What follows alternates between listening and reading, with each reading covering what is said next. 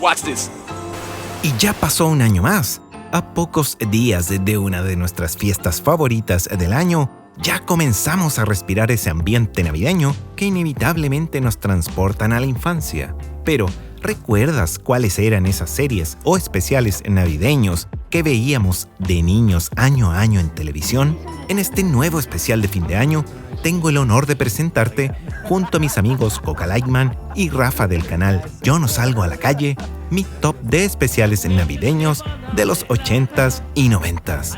Si bien el año pasado te conté cómo vivíamos la Navidad en los 80s y 90s, video que puedes ver pinchando en la esquina superior derecha, hoy quiero mostrarte algunas de las series clásicas que vimos en televisión. Para ello, junto a Rafa y a Coca Lightman, nos trasladaremos a la cabaña navideña de los recuerdos, ubicada en algún lugar secreto de nuestra memoria y en donde estos afloran naturalmente. Por cierto, la semana previa a Navidad estaba rebosante de programación relativa a Santa Claus y a los suyos, y era un momento ideal para quedarse pegado a la tele, comiendo pan de Pascua y disfrutando del espíritu navideño que flotaba en el aire. ¡Comencemos! La película que yo me voy a referir ahora es del año 79. Era bastante, no tan antigua, pero no era contemporánea a la época ochentera. Me refiero a las Crónicas de Narnia, la versión animada, la versión más primitiva que podríamos... Esa la daban, pero todas las navidades de principios de los 90. Pero se llamaba La Bruja, el León y el Armario. Sí, así se... Ese es el subtítulo. Pero aquí era el título.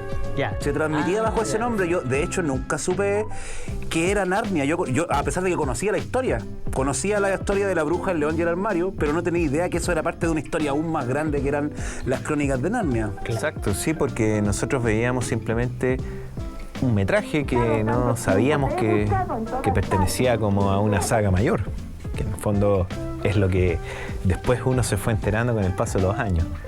Esta historia, ¿qué nos contaba? Nos contaba la historia de 4 hermanos que, producto de los bombardeos de Londres en la Segunda Guerra Mundial, los llevan donde un profesor, a una especie de castillo o mansión muy grande, y ellos jugando, pasando la tarde, juegan a la escondida, y una de ellas, Lucy, la menor, se mete a un closet, a un ropero, a un armario, y cuando ella sale de vuelta y dice por mí o me liberé de la escondida, llega contándole a los hermanos que estuvo mucho tiempo fuera y lejos, en un mundo nevado, en un mundo con montañas, con animales, con seres que no eran de la Tierra.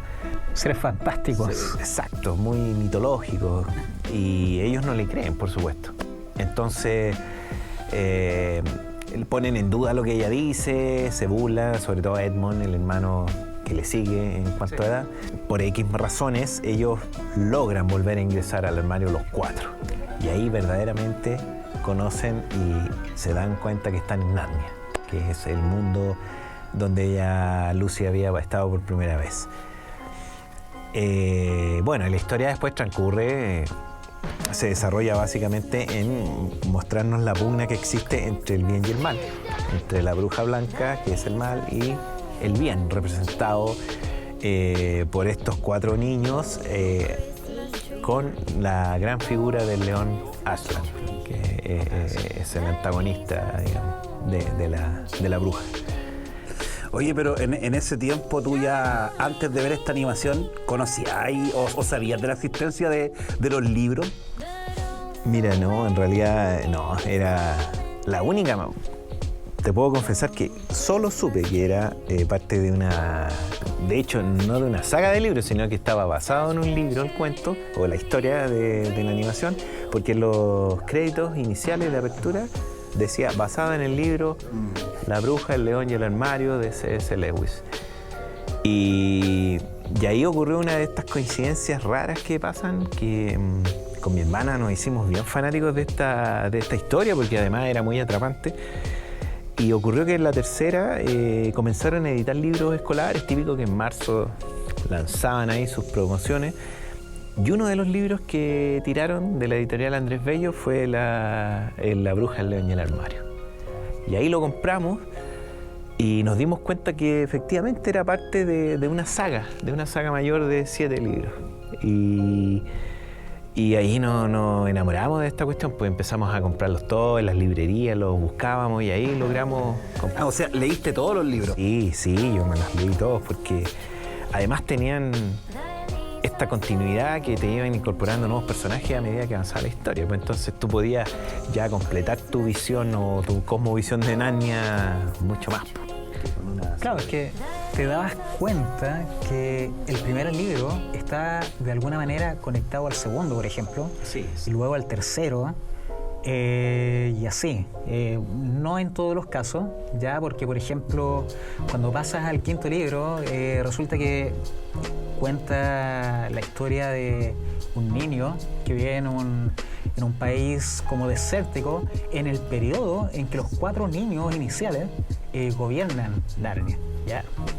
Oye, ¿y esta dinámica de viajar a otra dimensión por un closet? ¿Nunca de chico intentaste ir a otro mundo metiéndote al closet?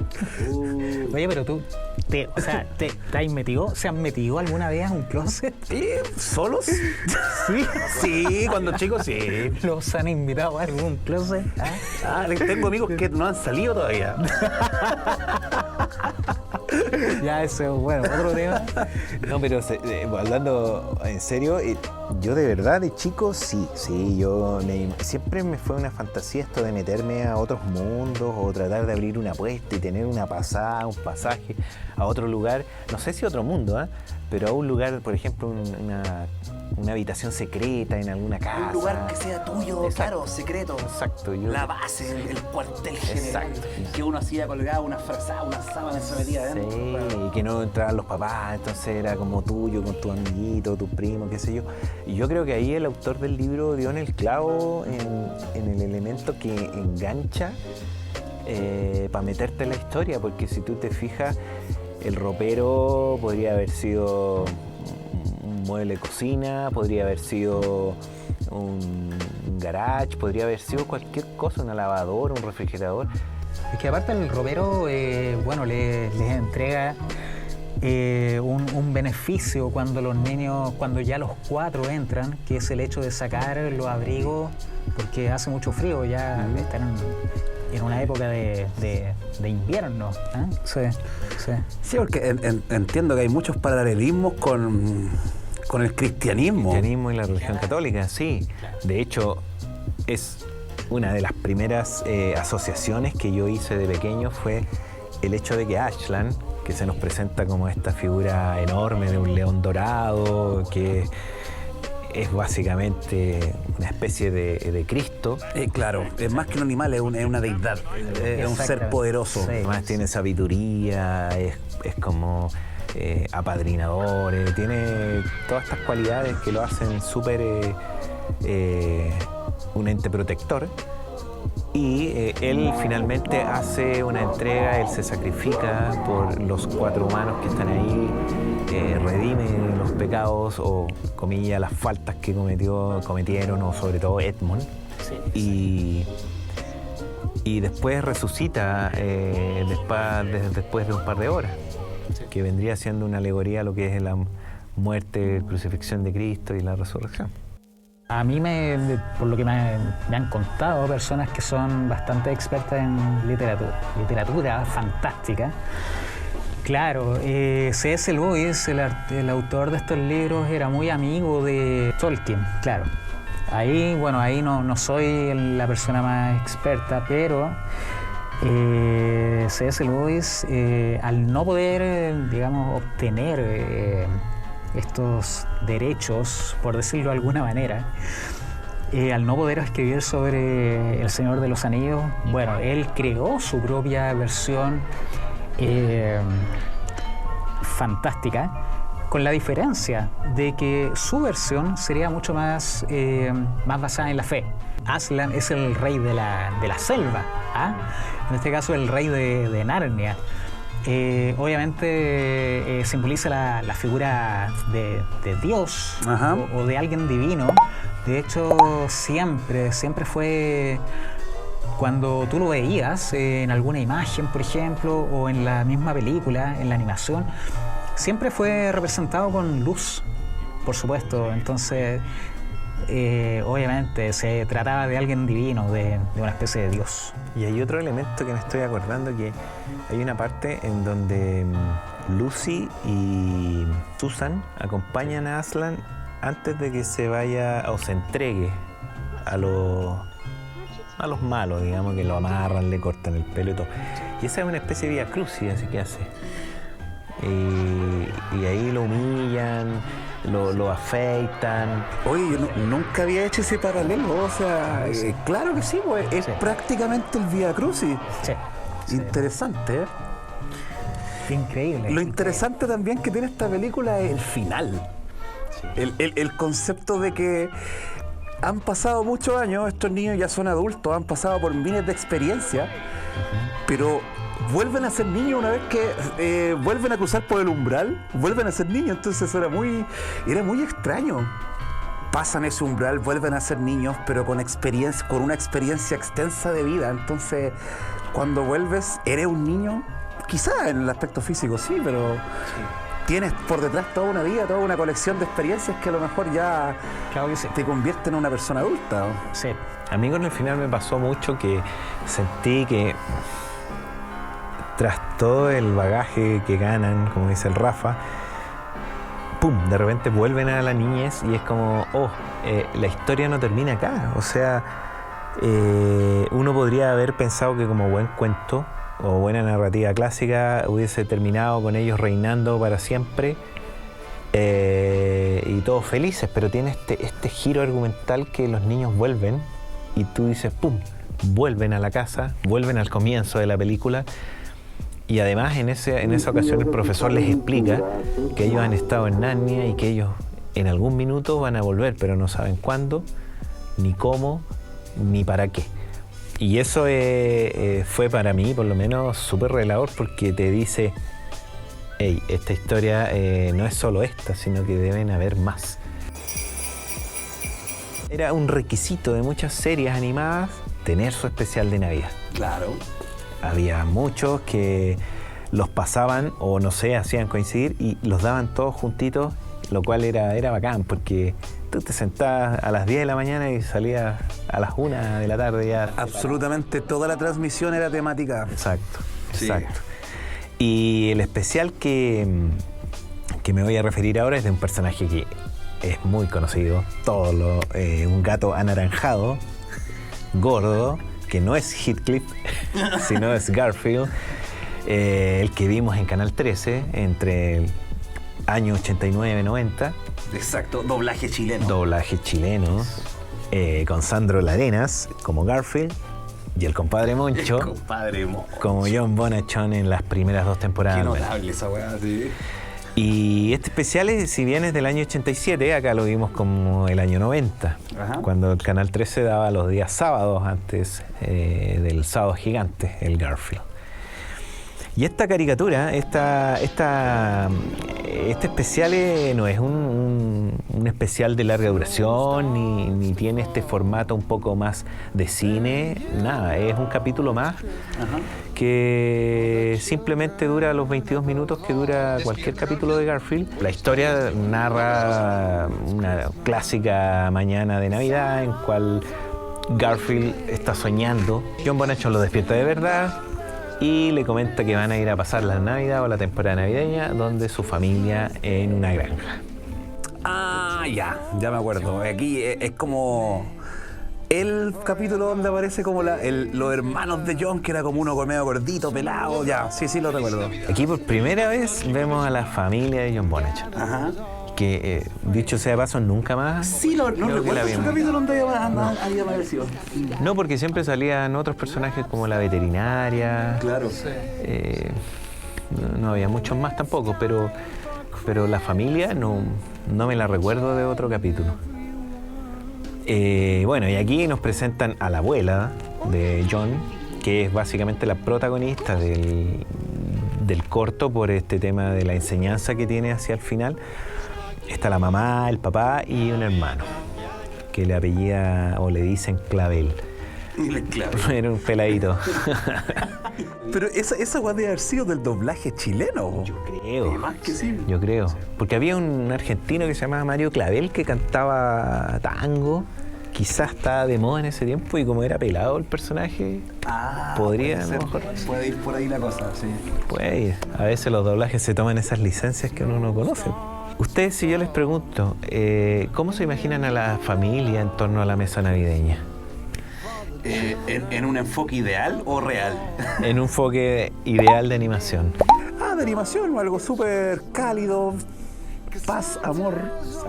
Sí, claro. O sea, todos compartiendo más que nada, portándose bien entre todos y compartiendo con el ambiente de Navidad, con una rica comida, todos Exacto. pasándolo bien, siendo felices con la magia de la Navidad. Aquí si bien se muestra todo eso, pero también se muestran como diferencias entre los hermanos o que la abuela es media gruñona. Se muestran estas pequeñas diferencias y eso lo hace divertido porque al final tú ves que no es esa típica familia clásica de Navidad en torno a la mesa, sino que hay un poquito más de situaciones, pero que finalmente obviamente se resuelve con todos felices en torno al árbol, los regalos, por supuesto, es Navidad. Me gustó ese detalle en realidad que nos mostraba como este John también como haciendo más de niño con su hermano y que si tú lo ves y viendo los capítulos normales de Garfield se ve bastante extraño porque John Bonachon siempre es un tipo, si bien no tiene mucha fortuna, no sé, con las mujeres por ejemplo y todo, pero es un tipo relativamente maduro, un tipo relativamente normal. Pero acá se ve sumamente infantil. Se funde con la mamá. No, papá. Léelo con más emoción. Sí, ¿por qué no lo lees como lo diría Vinky? Incluso el tono de la voz es distinto en la traducción. Y es un detalle bien particular ese. Y bueno, como en Buena Navidad también hay momentos que son hitos dentro de lo que es la temporada navideña, y como lo conversamos el año pasado en el especial. Ya. Está el momento de armar el árbol. Clásico momentazo. Momentazo de la temporada. Y está también dentro de ese momento el momento más relevante, que es poner la estrella. Ajá. Y esa estrella se la encargan a Garfield. Se da como por dentro del árbol. Sí, y lo mueve, lo sangolotea. Y coloca la estrella, que es como el momento clímax, pues que está moviéndose, están todos abajo, lo miran, están todos nerviosos si se va a caer o no. Pone la estrella, se marea y cae. Y hay una particularidad aquí que me resultó bien curiosa, porque en ese minuto se cae y habla algo así como... El que inventó los árboles de Pascua debería ser tirado a la calle y ejecutado. Doblaje chileno. Árboles de Pascua. Bo. Ahí se nos cayó la licencia de traducción chilena. Pero... Yo encuentro que es especial. O sea, Garfield en general, el Garfield que daban acá en Canal 13, pero más, digamos, el especial de Navidad, lo encuentro ideal para la época. ¿Ah? Más encima, ideal que lo incluyas en tu lista porque se funde con un montón de otros elementos que nos recuerdan la Navidad y cuando éramos chicos en general. Ya, esto era sábado en la mañana, sábado a la hora de almuerzo. Yo recuerdo que me terminé varios videojuegos también de Nintendo, de Super Nintendo, los terminé sábado en la mañana. Y después me ponía a ver los dibujos animados. Entonces, imagínate, hay un montón de cosas que se funden ahí, que... Sí. Más encima, si era Navidad, entonces a mí por lo menos me lo recuerda mucho más. Lo hace mucho más mágico. Y estas animaciones que... A mí lo que me parece fantástico es que en el fondo eran especiales de monitos que sí daban regularmente.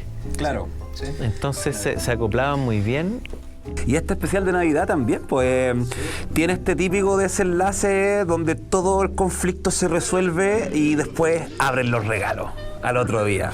Ese es un detalle que también es bien interesante porque hay una escena en donde los dos hermanos, que actuando como bebés adultos, van y le preguntan al papá si podemos abrir los regalos porque ya son las 12, técnicamente son más de las 12. Es 25. No, vayan a dormir, le dice, y le apaga la luz. Y es heavy porque nosotros, o por lo menos así lo conversamos el año pasado también, o fue mucho de lo que vivió la gente en nuestra época. Los regalos nosotros los abrimos aquí a las 12 de la noche del día 24. Y estamos mirando el reloj desde las 11. Podemos estar 1 hora mirando el reloj. Imagínate la ansiedad de esos niños que tenían que abrir los regalos al otro día. Yo no hubiera podido dormir. Y todas las series gringas nos mostraban eso. Claro. Y nosotros no, pues acá, así como nos mostraban nieve, reno, acá no, pues acá nosotros calor y abríamos los regalos antes.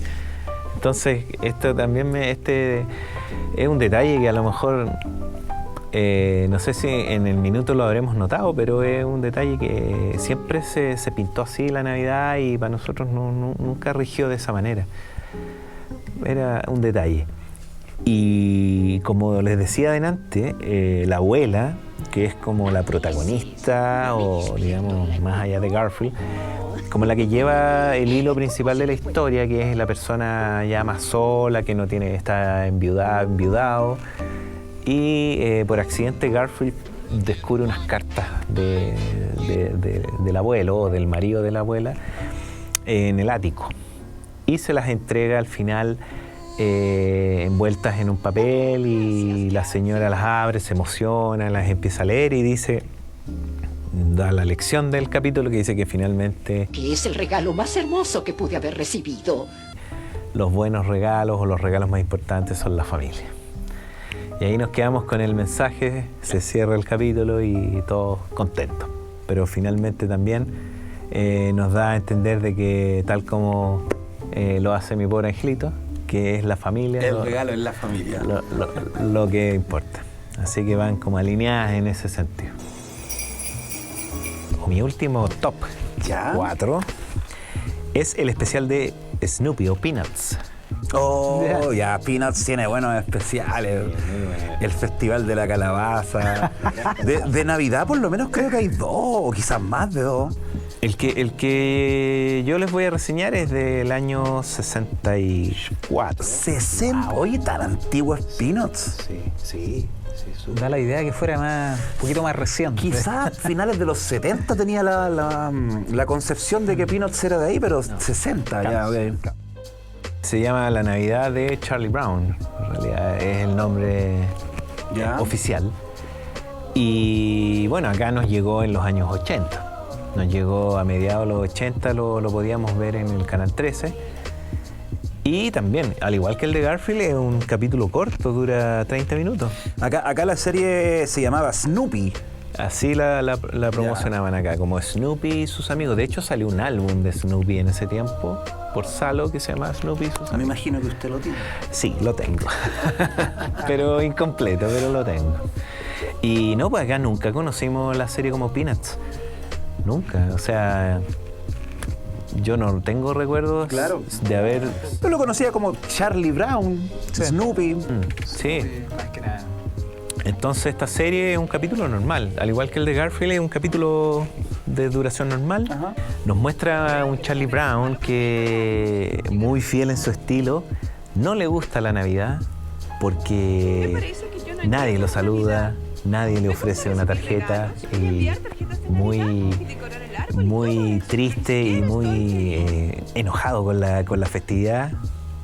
Se acerca a la psicóloga Lucy por los 5 centavos. Por los 5 centavos clásicos, y le pide un consejo, y ella le dice que tiene que involucrarse más con la Navidad. Entonces, en el grupo de amigos le ofrecen el cargo de director de la obra de Navidad que ellos van a preparar. A lo cual él responde a regañadientes que sí, pero que en el fondo no sabe cómo hacerlo. Así que ahí nos va contando esta historia que es bien entretenida, muy en el estilo de lo que fue Snoopy, y en particular el humor bastante negro que tenía, sobre todo con su protagonista, que tal como lo vimos en La Gran Calabaza, en donde cada vez que él colocaba Las piedras. su bolsita, no recibía dulces, sino que piedras. Acá hay un momento muy entretenido en que él tiene que ir y escoger un árbol de Navidad para la obra, que va a ser exhibido así como el que tenemos aquí. Y que evidentemente tiene que ser un árbol lindo, un árbol vistoso, pero él con Linus eligen un árbol que se está desarmando, un par de ramitas así muy pequeñas, muy chiquitito. ¿Por qué era el más barato? Porque les pareció el más tierno, el más barato, no sé la razón, pero lo eligen. Lleva un árbol así muy enclenque, que tú lo miras en el dibujo también y es muy gracioso mirarlo. Y el tipo lo lleva y lo presenta frente a todos y obviamente la risa generalizada, todos se burlan, lo dejan como chaleco mono y finalmente se va Charlie Brown ahí, se pone triste de nuevo porque se burlaron de él. Hasta Snoopy se ríe, le hacen saber lo tonto que es y todo.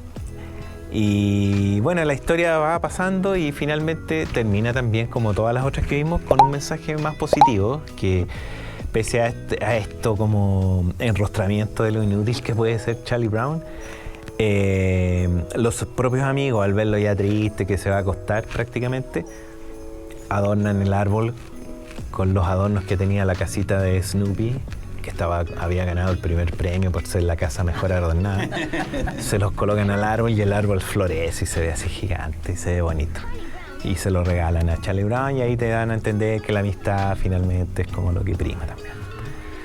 Así que es una historia bien corta, pero llena de estos matices bien clásicos de Peanuts que la hacen muy entretenida de ver, además. Además que la gestualidad de los monos es muy entretenida.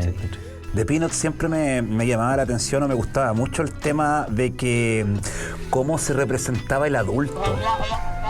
Sí. Digamos, con este lenguaje ininteligible, como que era un mundo exclusivamente de niños, donde ellos tenían sus propias reflexiones. En el fondo, algunos capítulos estaban bien con mensajes bien potentes. Era como algo muy parecido a Mafalda. Sí, por supuesto. Pero Debe haber una correlación ahí. sí, de alguna tiene que haber manera. una relación. No sé si Mafalda fue primero o no. Me imagino que Mafalda vino después, me da la impresión, no lo sé. Sí, es lo más probable. Pero sí, absolutamente.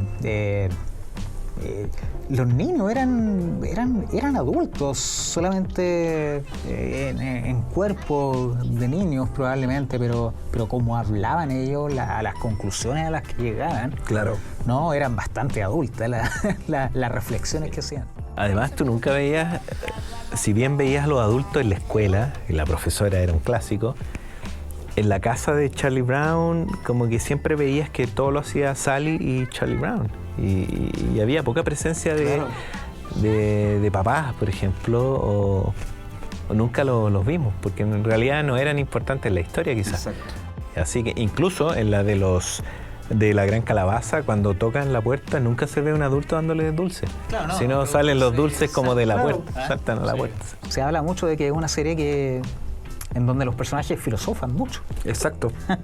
Por eso ese es el punto que me hace comprarlo mucho con Mafalda, porque también Claro. Mafalda está cargada de crítica social, pero claro, desde la reflexión de niños. Exactamente. Y además que los niños pueden decir cosas que los adultos no, porque También son es más clave honestos. ese punto. Son más honestos. Y así, amigos, hemos llegado al final de este recuento. Ojalá lo hayas pasado bien, hayas reído y hayas disfrutado recordando estos bellos momentos de nuestra infancia. También quiero agradecer a Rafa y a Coca Lightman, que nuevamente han apoyado este canal y tuvimos una grata charla en torno a estas series que llenaron nuestra infancia. Y también quiero agradecerte a ti por el tremendo apoyo que le has dado ya 2 años a este canal y que me permite también crear mucho mejor contenido y entregarte contenido de valor para que sigas recordando. Y por supuesto te deseo una muy feliz Navidad, un excelente año nuevo y que lo pases súper bien con tu familia y los tuyos y que el viejito Pascuero te traiga todo lo que pediste. Ah, y no te olvides de suscribirte al canal compartirlo con tus amigos y hacer like en este video. Nos vemos el 2022. Chao.